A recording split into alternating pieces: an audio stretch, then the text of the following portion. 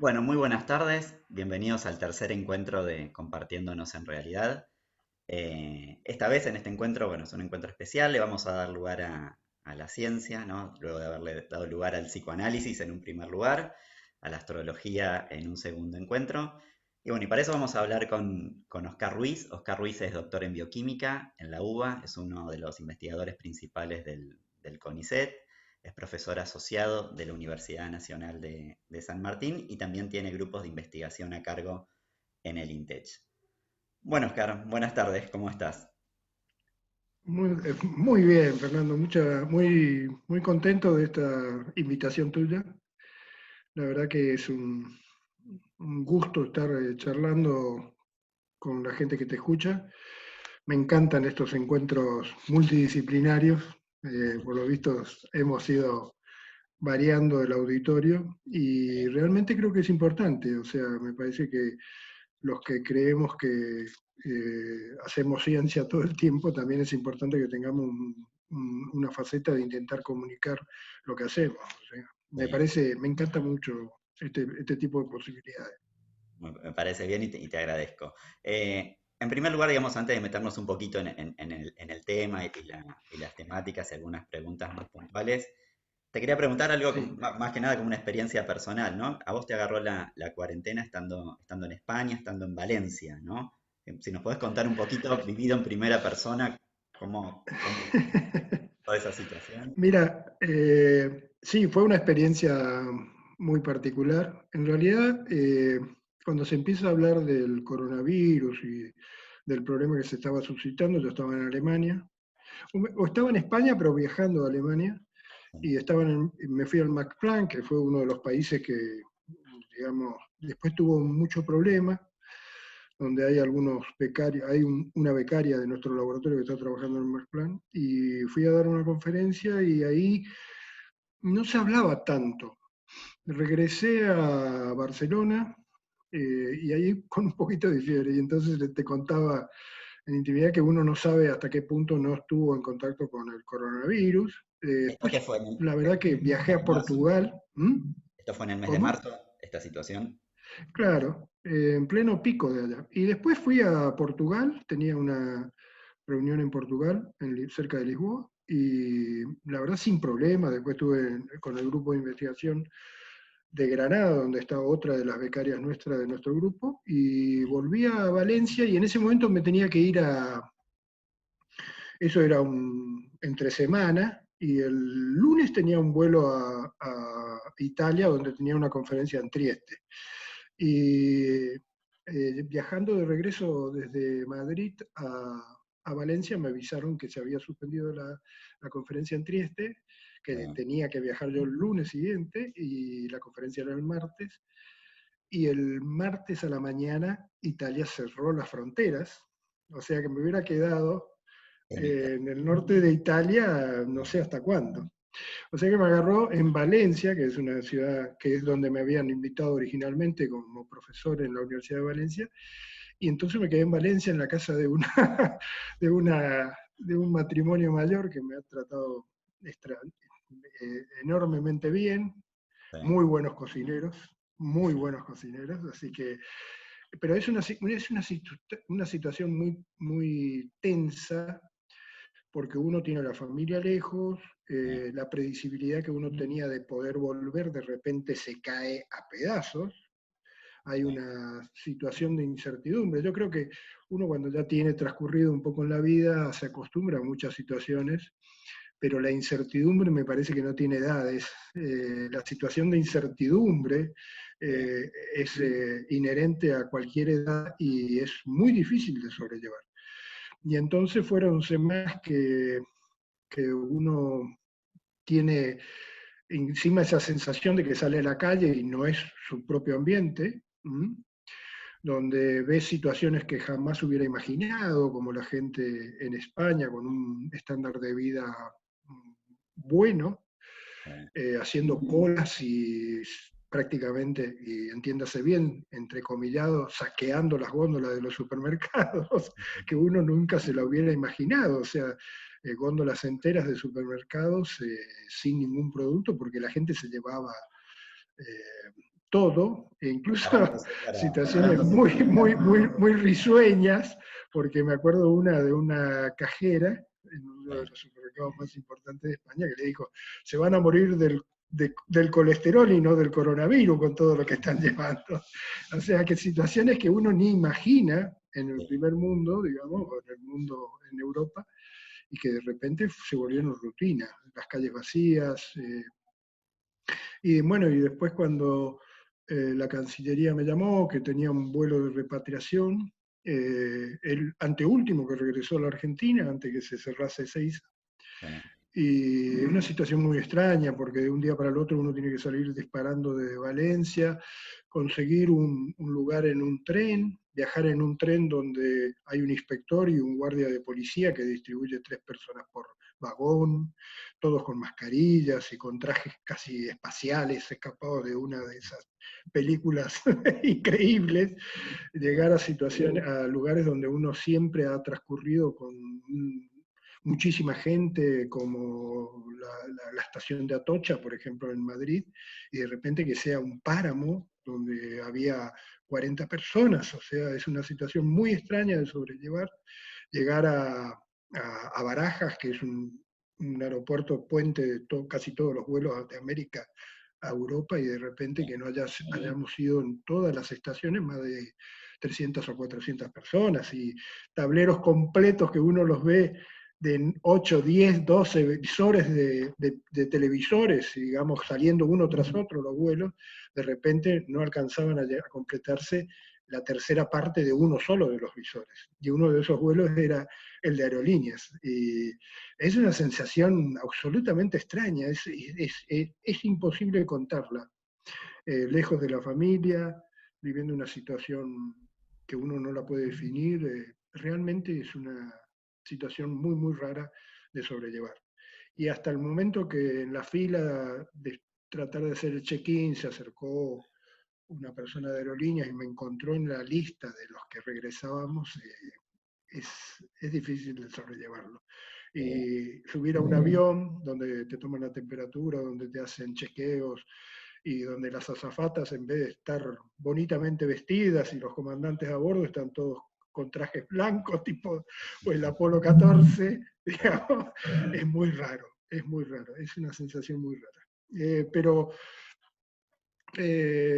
llegar a Ezeiza, la descompresión, no sé, y volver a encontrar a la familia no tiene precio. Así que Sí. estoy muy agradecido de toda la gente que intervino en mi repatriación Sí. y muy contento y poder contar tranquilamente esta experiencia. Muchas veces diríamos de lo que uno ha leído y lo que uno va pasando a medida que, ¿no? que van pasando los meses ya, digamos. eh, Mucha gente de la ciencia hablaba que tarde o temprano, más temprano que tarde, algo de esto iba a ocurrir. Yo te quería Ujú. preguntar si es algo habitual, digamos, este famoso salto, ¿no? de virus entre animales a los humanos. Es más común de lo de lo que nosotros creemos. ¿Era inevitable, digamos, que esto ocurra o no?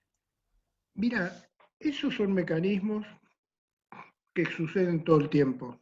O sea, en este momento estamos hablando todos de virus, ¿sí? De virus. Y la humanidad está continuamente enfrentándose con virus. El virus es algo que es anterior a la célula viva, o sea, es más antigua que la propia célula viva. Y ahí viene toda una definición. Fíjate vos que en la propia ciencia emplea términos que son incorrectos. Por ejemplo, habla de virus vivos atenuados. Y en realidad el virus es algo que no es vivo. O sea, es alguien que es absolutamente dependiente de una célula que Sí, desarrolla, que está viva y que desarrolla lo que el virus necesita para vivir. O sea, estamos enfrentando a algo que no se ve, que sí, no terminamos de comprender. Fíjate vos que los grandes eh, eventos de infecciones de virología incluso transmutaron, o sea, el famoso SARS, que en su momento fue la fiebre sí, del síndrome severo respiratorio, de ahí vienen las siglas de SARS, sí, En su momento se lo categorizó en un determinado virus y después se vio que era un coronavirus. O sea, eh, la cantidad inmensa de virus que continuamente están circulando, eh, es imposible predecir lo que va a pasar. Y dentro de cada uno de ellos, encima hay variantes que claro, mutan, que hacen complejo no solamente la detección, sino el control. O sea, lo que está sucediendo ahora, por ejemplo, para bien, o sea, ahora todos estamos especulando que los virus van para mal, yo te voy a dar razones por las cuales eso es equivocado. sí, Eh, Se está hablando de, por ejemplo, lo que ha sucedido recién, que hemos cambiado la vacunación tradicional, de que los que tenemos algunos años contra la poliomielitis, que se pasó de la oral, que se daba antes, la amarga, la gotita, ahora sí, se pasó a una variante inyectable, pero eso tiene toda una razón en función de los virus que fueron desapareciendo o los que aparecen. O sea, las combinaciones posibles de las mutaciones de los virus son infinitas. lo Entonces, vi, cuando yo escuchaba en Europa, y fíjate vos, cuando se dice algo tan burdo y tan sencillo de entender como que el aislamiento, la prevención personal con respecto a estas enfermedades es la única vacuna, es absolutamente cierto. Fíjate lo que pasaron en sociedades que tomaron aquel criterio de que teóricamente la inmunización en manada iba a servir para frenar, como fue países adelantadísimos como el Reino Unido, terminaron con catástrofes de un montón de gente fallecida y un control que aún hoy, yo tengo becarios, un postdoc mío está en Manchester, y están en una situación tanto o más compleja que la nuestra. Entonces, me parece que esa burda verdad de que el aislamiento es la única vacuna efectiva que tenemos hoy por hoy es cierta. Y además, la gente no lo tiene que ver como un hecho singular. O sea, las infecciones que se van produciendo de los virus, sí, es continua. Nosotros estamos sometidos continuamente a exposiciones de virus. ¿Cuáles fueron los controles que se produjeron del ébola? ¿Por qué el ébola no entra a España? Porque se adoptan medidas de restricción que evitan la contaminación del vehículo, que son los fluidos corporales de la gente que estaba enferma, y que se restringe por aislamiento. O sea, las medidas preventivas personales que uno adopta para controlar esto son la única salida posible en la cual uno tiene la seguridad de que no va a pasar. Ahora, cuando minimizamos ese factor de sí, autovacunación en nuestro comportamiento, evidentemente lo que estamos haciendo es favorecer al virus. Existen infinidades de teorías de cómo está pasando. Qué sé yo, hay gente que habla de que teóricamente el virus va a ir perdiendo potencia. Yo la verdad que no escucho ninguna afirmación científica comprobada de que eso va sí, a pasar así. Por el contrario, escuché razones científicas de por qué este coronavirus terminó siendo mucho más virulento que otros coronavirus, y hay razones específicas científicas que aparentemente avalan por qué es mucho más contagioso, porque tiene por qué mayor sería? cantidad de proteínas determinadas que Sí, reaccionan con los tejidos humanos. O sea, es decir, las razones por las cuales se inmuniza a la gente eh, pueden ser variantes, porque los virus son variantes, o sea, los virus se mutagenizan. Pensamos solamente esto, viste que hay virus ADNs y RNAs que actúan por un mecanismo molecular distinto. O sea, sí, el de ADN lo que hace es sintetizar RNA y RNA proteínas. En cambio, los virus que son RNA, lo que tienen que hacer primero es volverse como DNA o expresar proteínas distintas. Hay virus que se han integrado al genoma. Nosotros tenemos partes de virus, digamos, integrados en nuestro genoma en el transcurso de la evolución. Eso es una cosa inherente que ha sucedido. Lo que sí nos tenemos que plantear son aquellas cosas que dependen de nosotros. El aislamiento, sí, el cambio climático. ¿Cómo se transmite el virus del dengue? Se transmite porque hay un vector que debería ser controlado, y si no, no se transmitiría. ¿Qué está pasando con el cambio climático? Se están trasladando las fronteras. sí, Entonces, de repente, vectores que no estaban empiezan a aparecer en poblaciones que obviamente no han desarrollado inmunidad para eso. Eso sí es controlable por nosotros. ¿Se sí, entiende, Fernando? Es muy complejo el tema. La gente lo ve como un hecho singular, como si estuviera sucediendo algo de una circunstancialidad espontánea y única, Sí. y no, y es un Es hecho habitual, sí, continuo, dinámico, sí. dinámico. Y creo que ahí lo más importante son los comportamientos humanos y qué defensas tenemos nosotros para estas cosas que no podemos tener la seguridad de que no van a ocurrir. ¿Crees que este coronavirus, como por ahí mucha gente, o cuando uno escucha ciertos medios de comunicación, va a tener como una adaptación al ser humano y va a ir perdiendo, no sé si fuerza o carga viral? Porque mucha gente dice, cuando llegue la vacuna ya no va a ser necesario, porque como que solo la curva va a ir desapareciendo. No sé si esto tiene algo de cierto o no. Mira, las experiencias, yo primero quiero que transmitas que yo no soy virólogo, yo soy Sí. un bioquímico que ahora está doctorando gente en ingeniería agronómica, o sea, sí, pero me mantengo dentro del círculo de gente que más o menos he conocido, o sea, afortunadamente, muchos de los investigadores que en este momento están cumpliendo un rol importante, y quiero destacar que el MinSIT ha encontrado una buena semilla donde desarrollar muchas cosas, de los cuales Sí, podemos hablar infinidades de...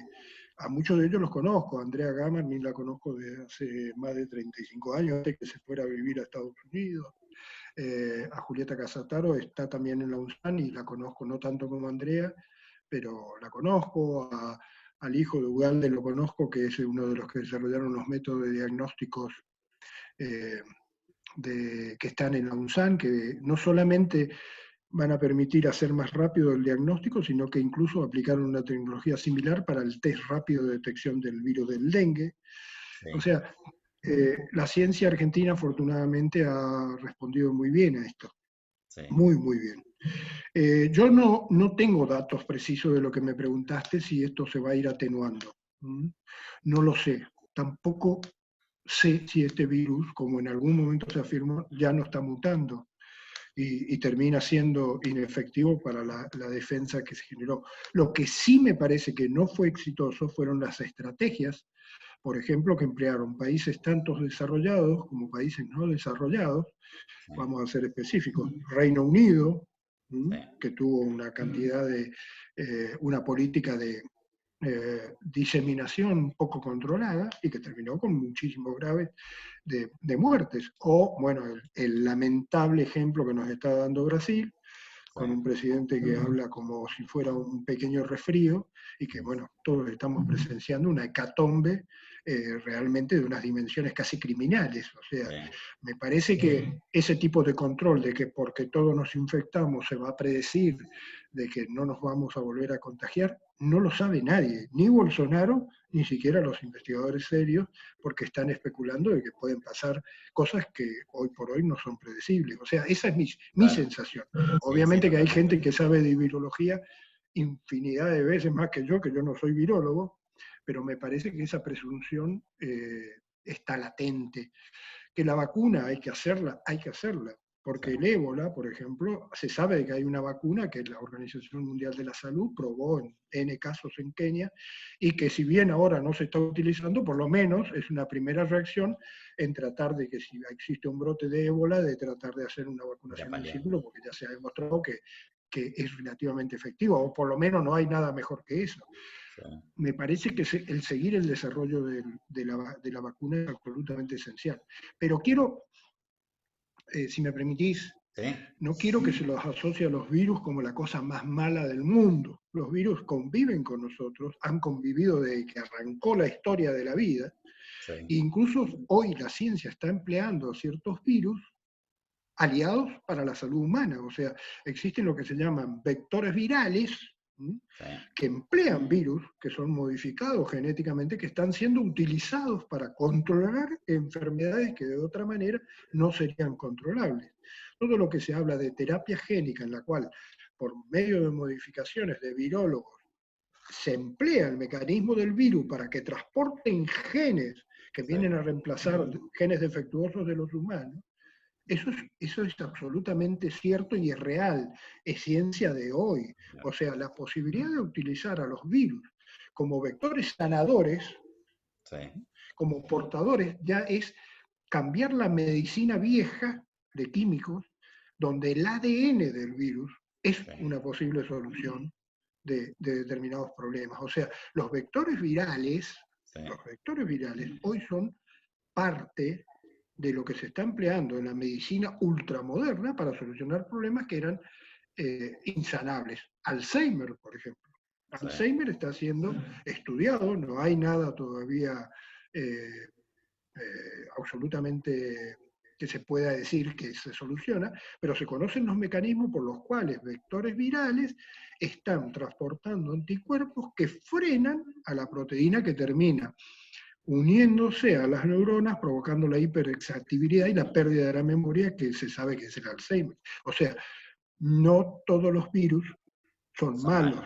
malos. Sí. Y pensá sí, Primero hay que contarle a la gente de que esto es una cosa dinámica, es una comunidad de bienes y males, que es una lucha permanente y que lo que depende de nosotros es lo que tenemos que controlar. Buena alimentación, aislamiento, que la gente no tenga deficiencias sociales, que sí, esté bien alimentada, que son las reglas generales que todo el mundo y nadie duda son las que hacen proclive de que la gente no se enferme. sí. Deberíamos entender Sí. eso. O que si se enferme no llegue como a tal gravedad, ¿no? Porque Tal mucha cual. gente dice, bueno, este tipo de virus, el 80% de la gente lo tendría en forma leve y un porcentaje del resto, ese 20%, en forma más grave, ¿no? Que por ahí muchos Mira, gobiernos tomaron decisiones por ahí en base a estos datos, ¿no? Que muchos les dijeron, bueno, el 80% lo pasa solo con pero fiebre. lo que no puede ser es desaprensivo con las medidas posibles que uno sabe que son reales, que el aislamiento, o sea, todo el mundo sabe que el virus no es que toma un colectivo y va buscando a la gente, sino que se transmite de personas a personas, o sea, las reglas de comportamiento personal Sí, son las únicas vacunas que hoy conocemos que son 100% seguras, o sea, si no las respetas, es un problema de comportamiento. La ciencia no te va a dar solución a eso. Eso ya depende de un comportamiento de criterio solidario, humano, humanista, sí, no económico a veces, pero sí. que es lo único que estamos seguros de que evitaría esto que estamos pasando, ¿no? Esta carrera de la ciencia en busca ¿no? de la vacuna, que si Oxford la saca en septiembre, si Estados Unidos le gana, ¿pensás que esto va más allá de esta competencia atroz mundial a ver quién gana primero, igualmente iría al 2021? ¿O crees que con esta competencia de quién la saca primero se podría llegar antes de fin de año?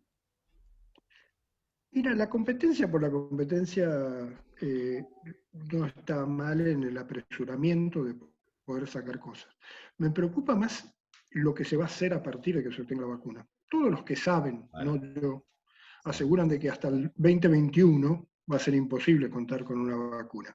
Los que sí, saben realmente. ¿M? sí, En el medio hay un montón de terapias que se están utilizando, como eso de la transfusión del plasma de gente que se ha curado, etcétera, etcétera, que evidentemente todavía están en una etapa de experimentación. sí, La vacuna tiene distintos pasos a cumplir, que yo creo, si se hace la lógica de los pasos que tienen que cumplir realmente, hasta el 2021 sería improbable de que exista. la respuesta. Pero me preocupa más, me preocuparía mucho si después de este tipo de experiencias ya no aprendemos nada. O sea, si estamos discutiendo si una vacuna que puede solucionar vidas, puede, puede proteger vidas, termina Sí, siendo una mercadería de usos exclusivos de explotación económica, es porque no hemos aprendido nada. Porque esto es un mundo cuando también se dice la realidad esa de que de esta nos salvamos todos o no se salva a nadie, también es cierto, porque no se sí, puede vivir en un mundo donde solamente uno piense. Mira, y lo entrecomillo dos veces porque si no se puede malentender muchísimo esto. Lo bueno de esto es que demostró que las fronteras que determinadas situaciones actuales han logrado imponer, el virus no las detiene. El virus ha demostrado de que las desigualdades aún así no son barreras para que ninguno se sienta por fuera de este problema. O sea, y sí, me parece que la solución de este tipo, que bien dijiste vos en una de las preguntas, ¿Es predecible de que esto vuelva a suceder? Y sí. Mm. Lo que ha quedado demostrado es que el sistema sanitario, fíjate vos que países más adelantados que la Argentina no han podido controlar esto. El norte de Italia, Inglaterra, Alemania tuvo muchas muertes. Estamos hablando de una de las economías, Estados Unidos. Nueva York, sí. ¿Y qué quiere decir eso? O sea, que ha sido superado el sistema sanitario para poder atender este tipo de enfermedades. No es un problema científico. El problema científico te puede dar hasta el software que te va a predecir cómo va a ser la expansión, cuáles son los peligros, cómo se va a atacar, cuáles son las alertas, hasta la matemática te puede dar eso. Y mientras los biólogos van a buscar su vacuna y demás, pero no pueden responder si el sistema económico determina de que haya menos camas que las que se van a necesitar en estas situaciones. O sea, Sí. eso es un problema que se resuelve humanísticamente o no se resuelve. Y nadie va a estar exento de ese tipo de situaciones. Y Eso, te quería, eso es lo que yo veo. te quería preguntar en relación en la Universidad Nacional de San Martín, en relación al CONICET Sí, y al INTECH, eh, sí. han sido premiados, ¿no? O elegidos para entrar en una investigación por una vacuna del COVID-19. Sí, el grupo de Julieta Casataro está haciendo un desarrollo que se llaman proteínas recombinantes, que es expresar en células, otras células, proteínas que son las que se reconocen antigénicamente para poder desarrollar inmunoglobulinas IgG para frenar la infección por coronavirus. Pero me gustaría que no solamente se destaque eso, también hay un muchacho acá del instituto en Chascomús, Sí, que Deadway, que ha desarrollado una predecibilidad de cuáles son los casos que van a terminar complicados posiblemente con enfermedades crónicas pulmonares, que es otro de los proyectos que se ha premiado, sí, que lo está haciendo en el Hospital del Cruce, en provincia de Buenos Aires. sí, Se ha premiado, mira, fue una explosión de proyectos, porque van desde los kits de diagnósticos rápidos, que ahí sí, Argentina también, que existen más de uno encima. O claro, sea, el grupo científico pudo desarrollar rápidamente, adaptándose a kits de diagnósticos, a la procura de una vacuna, al desarrollo de materiales que son antivirales, o sea, al diseño inteligente para que un mismo respirador sirva para dos personas, que son todas cosas que han fundamentado una unión y una decisión política del Ministerio de Ciencia y Tecnología de dar dinero para que estas cosas se desarrollen.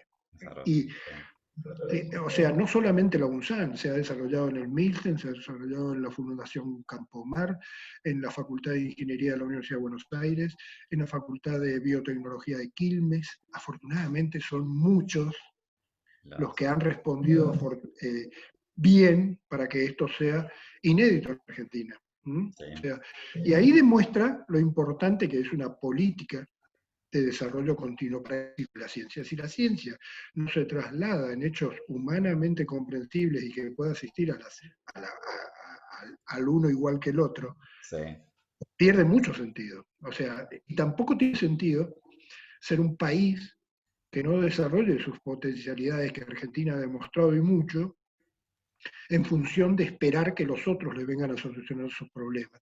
Porque evidentemente incluso el cambio climático nos va a... El problema del dengue sí, termina siendo nuestro. Y si nosotros no tenemos capacidades de investigadores que piensen en el dengue, evidentemente, como Andrea Gamarnik, mm, evidentemente nos vamos a encontrar en una situación de indefensión que no la va a sí. solucionar nadie. Y Que incluso entonces, este año es, hubo más casos de dengue, ¿no? Que coronavirus en Argentina. totalmente, ahí tenés otro. Sí, Pero fíjate vos la diferencia. Coronavirus depende de que nosotros adoptemos la vacuna que se sabe que es eficaz, que es controlarnos nosotros en el contacto. No sí, hay un mosquito en el medio. En el sí, caso del dengue, sí hay que hacer una campaña que pasa por erradicar el Aedes aegypti y evitar que la gente sea picada por el mosquito Aedes aegypti. Son dos sí, cosas distintas, son dos virus, mira vos, sí, son dos virus. Y es cierto que uno crece en función del otro. Y cada uno tiene un componente particular. ¿Sí? sí, Pero en Buenos Aires se han enfermado en todos los barrios. Y sí, hoy leía un reporte de que el coronavirus no era que estaba en la villa de Retiro solamente, sino que en Caballito estaba caminando fuerte sí, y en barrios de Buenos Aires digamos, que no son los barrios marginales. Pues ese es el otro peligro. Para simplificar, también hay medios que tratan de, ¿cómo te puedo decir?, localizar el problema de determinadas poblaciones de riesgo. Sí, Y no es así. No es así, o sea, el cuidado tienen que tenerlos todos. Es como que los infantes no tenían problema y ahora resulta que ser que sí. Era como que estaba reservado para los viejitos, como yo, sí, pero los jóvenes no se podían infectar y no sí, es así. Que solamente en la Villa Retiro íbamos a tener problemas o en la Villa Azul y no es así. sí. O sea, hay que tener muchísimo cuidado con ese tipo de estigmatizaciones que a veces son vendibles a través de los medios de prensa y que nada tienen que ver Sí. con las situaciones de las poblaciones de riesgo. ¿Pensás, Oscar, que por ahí esto que vos decías recién, de que si eran la gente más grande o ancianos, que por ahí la gente un poco se mareaba con la información que daban la Organización Mundial de la Salud, que un día los asintomáticos contagiaban, que un día no, que un día el tapabocas servía, que un día no?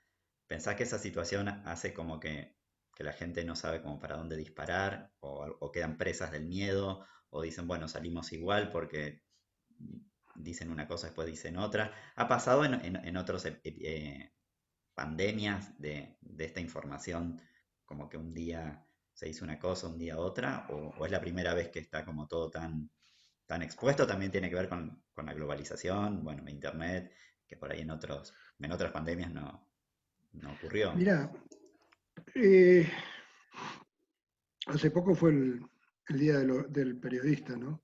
Sí, Y a uno le gustaría destacar a aquellos periodistas que tienen el rubor de comprobar muchas veces lo que están diciendo. Yo creo que los todólogos, en la opinión, le hacen mucho daño a la gente. O sea, en el opinadores que terminan opinando de virus, de economías de Wall Street y son la misma persona, me parece que son muy complicados, porque, sobre todo porque uno sabe que no puede saber todo, o sea, yo sé que no sé nada, o sea, ese sería un principio. Me parece que hay personas que asumen como que pueden opinar de cualquier cosa y en el ánimo de vender una información crean un caos muy impresionante. Y van a la estigmatización. claro, O sea, los viejitos son los reservorios de los virus.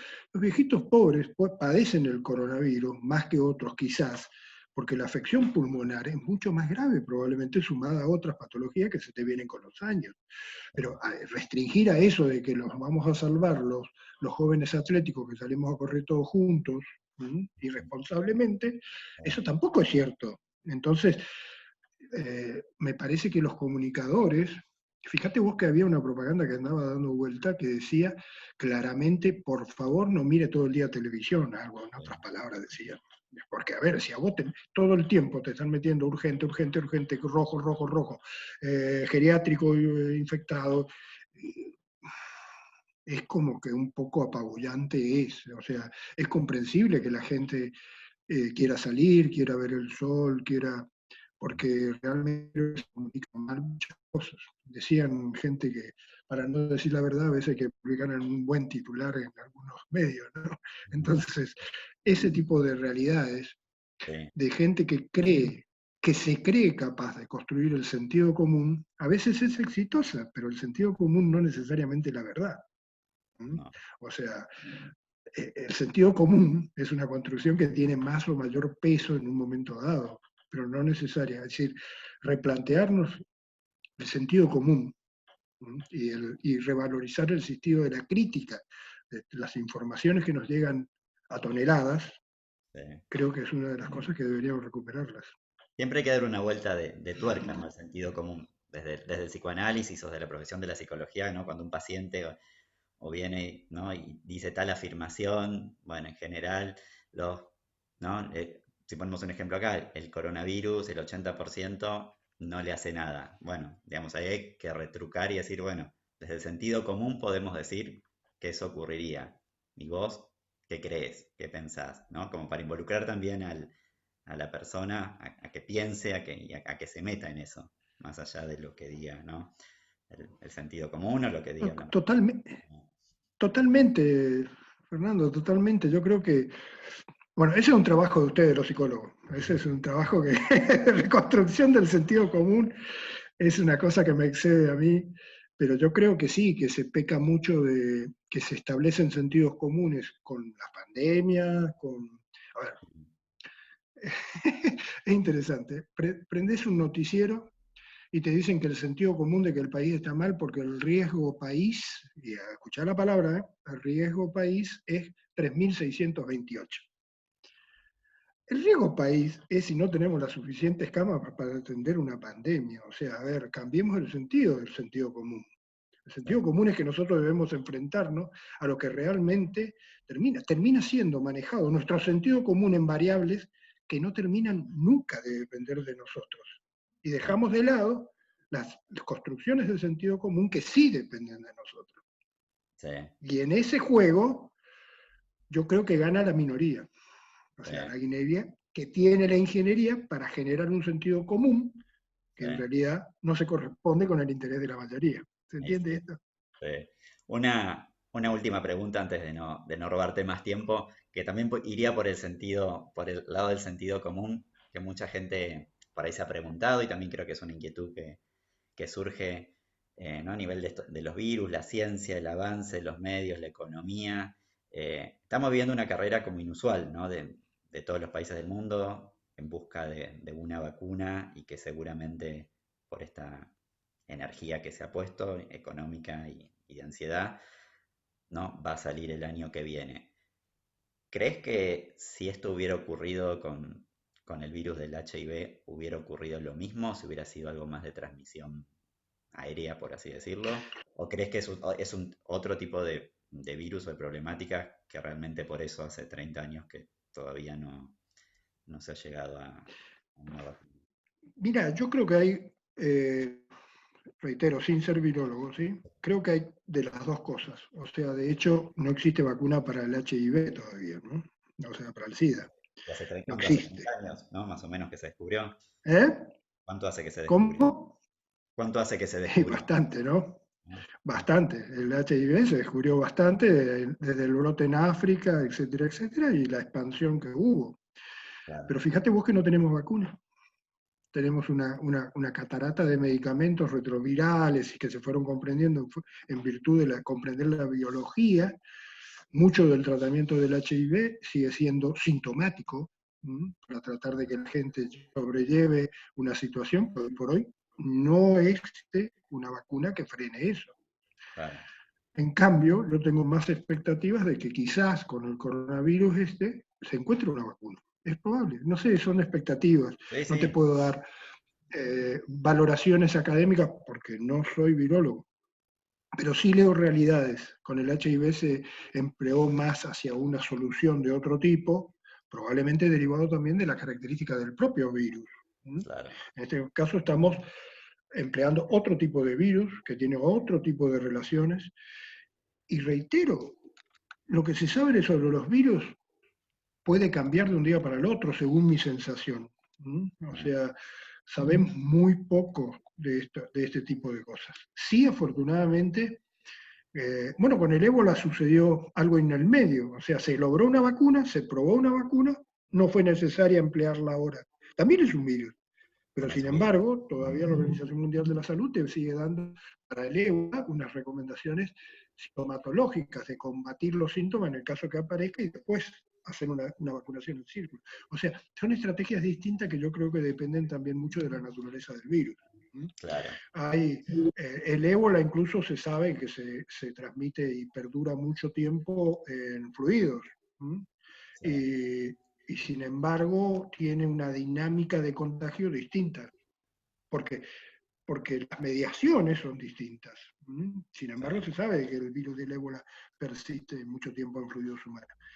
O claro. sea, creo que depende de factores que no terminamos de comprender en el fondo, y menos yo que no tengo nada que ver con los virus. Lo Bueno, único que pero, dicen virus, Fernando, ¿qué hiciste? publicamos hace poco un trabajo de un virus que me metieron cuando estaba de director en Córdoba, Sí, en el IPAVE, que descubrimos en la hierba mate. O sea, que le hace un poco de clorosis a la hierba mate.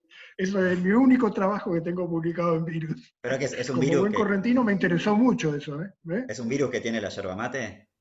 Sí, sí, que está integrado a la yerba mate y que bueno, los chicos de ahí que saben mucho de bioinformática Sí, descubrieron que era absolutamente novedosa y que aparentemente, y lo aislamos de un clon muy interesante en producción, y se demostró que no había sido escrito previamente y que teóricamente toda esa familia, fíjate vos, sí, está asociada a patologías en las plantas que desarrollan, que se vuelvan blancuzca, que pierdan clorofila, que se terminen muriendo, sí, pero este que es similar a esos, no hacía nada todavía en la yerba mate. ¿Quién sabe si en algún momento, sí, con el cambio climático, con lo que somos capaces de ir produciendo nosotros por no cuidarnos, no termina siendo algo letal? O sea, claro, mira, en esto famoso del cambio climático, que hay un señor presidente de una potencia primera del mundo que dice que no existe, sí, que evidentemente nos está influyendo, porque con el solo cambio de la temperatura, yo le preguntaría, ¿cuántos de los patógenos que hoy no son patógenos se van a volver patógenos?